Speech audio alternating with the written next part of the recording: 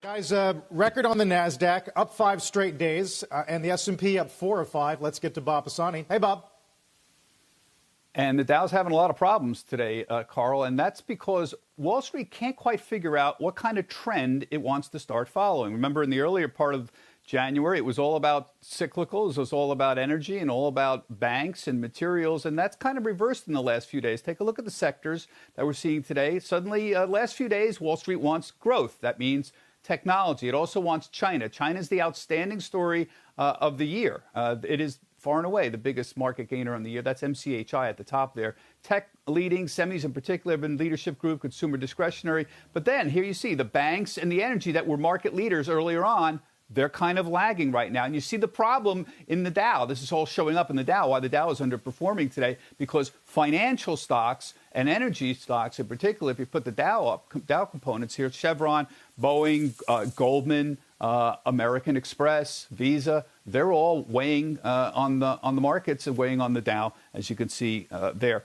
This is the opposite of what we saw just about a week ago when the market leaders were all, the January leaders were all energy stocks and bank stocks.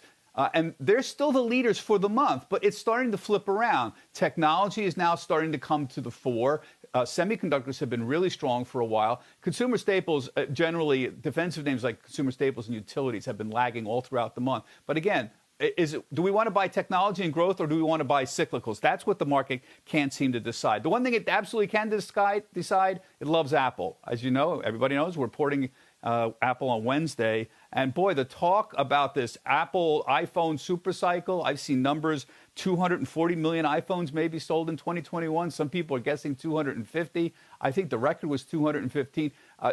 Listen to Jim. There's a lot of bullish expectations built in here. And what's concerning is you make the expectations and then you sell on the day after. This is actually a genuine phenomenon that has been happening in earnings season. We have about 15% of the S&P 500 that's reported so far. I'm including November ending quarters here. And of course, the beats are really high. 87% are beating. But here's what's important.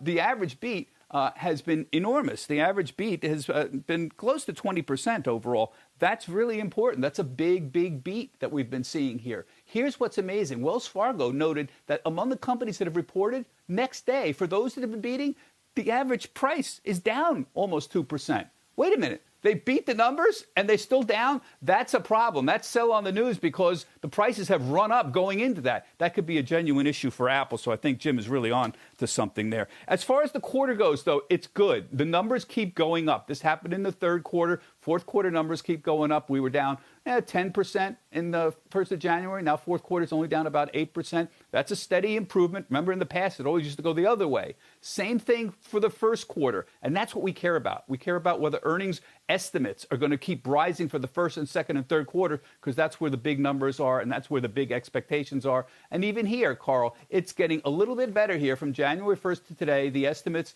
keep getting a little bit better and a little higher. And with estimates this high, with multiples this high, 22.5 times forward numbers, those numbers have to keep going up to meet the expectations. A little concerned about these numbers, though, and these price moves up ahead of the earnings. Shepard Smith here. Thanks for watching CNBC on YouTube.